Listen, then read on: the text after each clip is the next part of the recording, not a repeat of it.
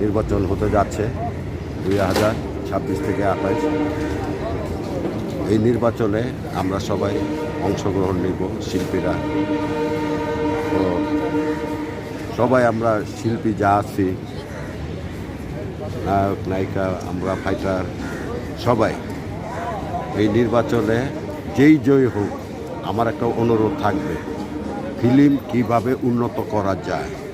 আমরা চলচ্চিত্রকে ভালোবাসি, চলচ্চিত্রকে ভালোবাসি বলে ভোট দিব আগামীকাল, আল্লাহ বাঁচান। আর এই ভোটের মাধ্যমে আমাদের নেতা নেত্রী নির্ধারণ হবে, আল্লাহ যেই হোক। এদের কাছে আমার বিশেষভাবে অনুরোধ থাকবে, চলচ্চিত্রকে কিভাবে উন্নয়ন করা যায়, চলচ্চিত্র কিভাবে বাড়ানো যায়, কিভাবে সংস্কার করা যায়। আর আমরা শিল্পীরা এখন বসে রয়েছি, কারো কাজকর্ম নাই। আমাদের ভবিষ্যতে বা আগামীতে কাজ যাতে হয়, এইরকম লোকের আমাদের দরকার।